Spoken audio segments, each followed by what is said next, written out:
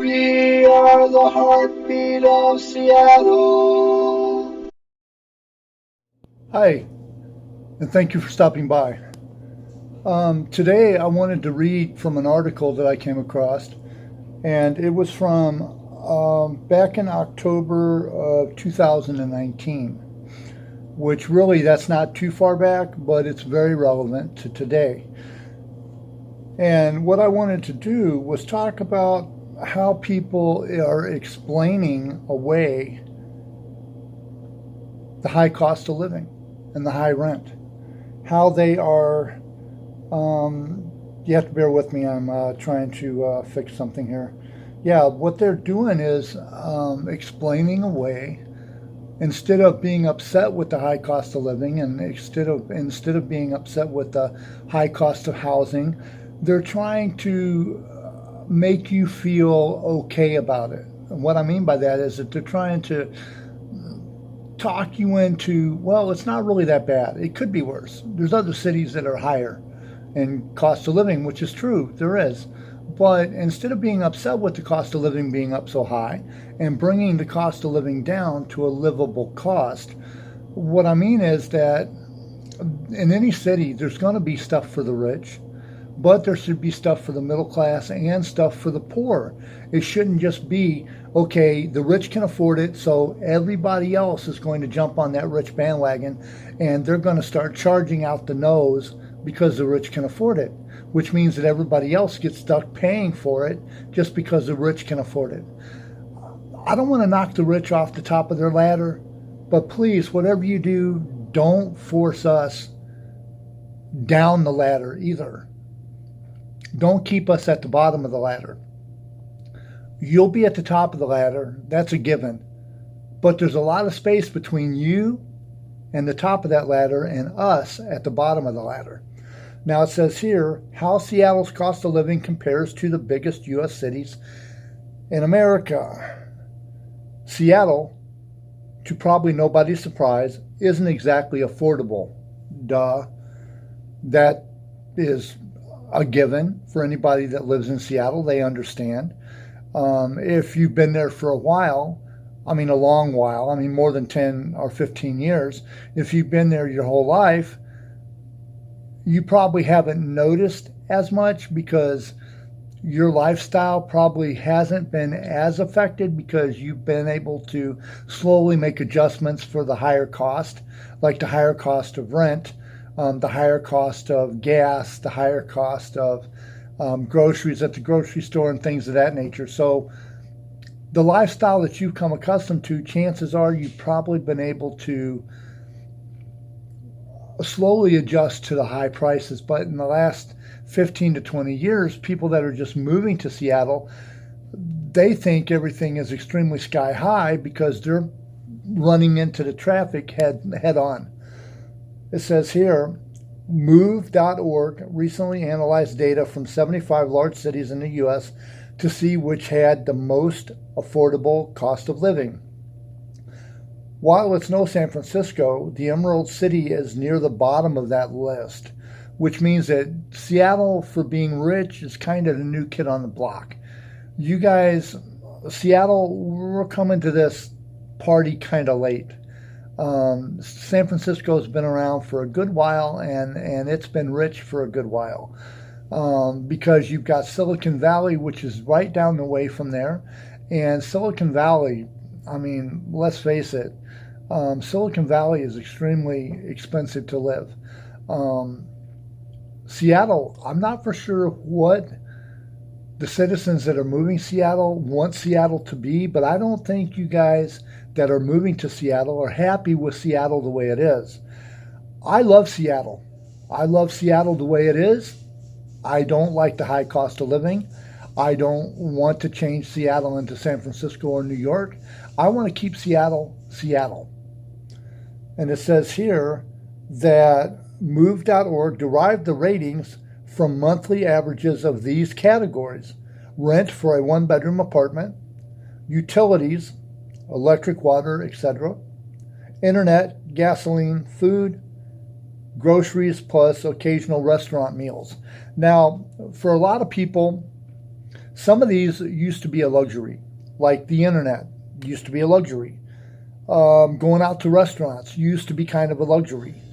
But now every single thing, one, two, three, four, everything on this list, these five things, these five things are now a necessity.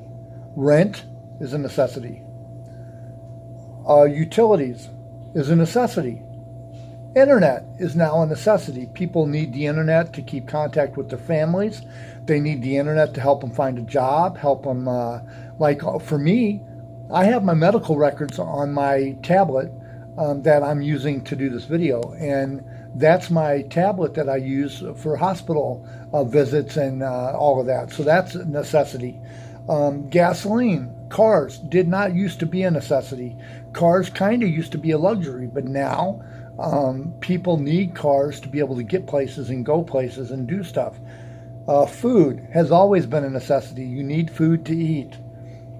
Grocery stores are starting to regentrify. It's not just the high rent now. The groceries are going up. Why? Because they want to be able, some stores want stuff to be so high that people on food stamps can't afford to shop there. And that's not fair. If you are a Whole Foods, or if you are like up here, we have Lunds and Byerly's. In Minneapolis, where I'm at, we have a Lunds and Byerly's, and we have a Whole Foods, and we have a place called Oxendale's and a few other places that are specialty stores. You can charge whatever you want. I don't care.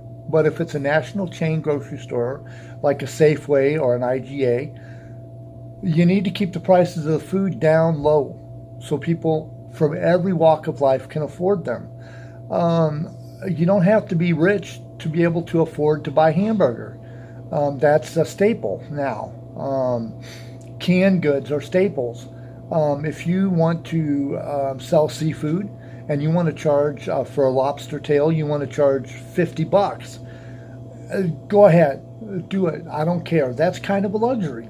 But basic items such as chicken and hamburger and bologna and things that families can use to help them get through their week has become necessities now.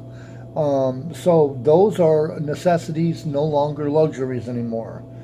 It says here the monthly average for overall cost of living ranges from $1,800 to a whopping $4,200. The bulk of the money and the most expensive spot goes to rent, which averages out to about $3,300 a month for a one-bedroom apartment, according to the analysis. Now, the analysis that they got their information from, that's for Seattle. That's average per month. And when you live in a city where things are very expensive and you're making $60,000 a year and you're a single male, you should be living pretty damn good in that city. But when you make $60,000 a year and you have to apply for affordable housing through the city because you cannot afford to pay fair market value rent each month, that's bad. Like the cities, Seattle especially, oh yeah, we're building affordable housing. Yeah, we're building affordable housing, and they are building affordable housing according to their new analysis that they've done. They've recategorized, or they've taken what used to be $20,000 a year and less as low income, and they've restructured it to where now $60,000 a month, $60,000 a year and less is low income. So you can build a one-bedroom apartment, and you can pay 60% of your income and still pay about $2,000 a month for that apartment, and that would be considered low income. And they could charge $3,000 a month for that apartment. You pay about $2,000 for that apartment, and the state and whoever else kicks in the rest, and it's profitable for the property owners and the construction, the property owners and investment people.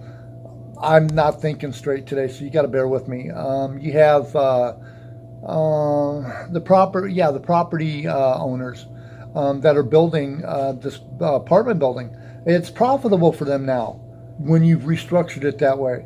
When you're building affordable housing and you're getting $300 a month for the affordable housing and the state's kicking in the other $700, it's no longer profitable anymore. So I'm going to cut the video off here. If you like anything I've said and you have something that you want to contribute, put it in the comment below. If you have an idea for another video, please put it in the comments. If you want to subscribe to this video, hit the subscribe button. I'd really appreciate it. I'm going to let you go on that note. Have a good afternoon, Seattle, and all points beyond.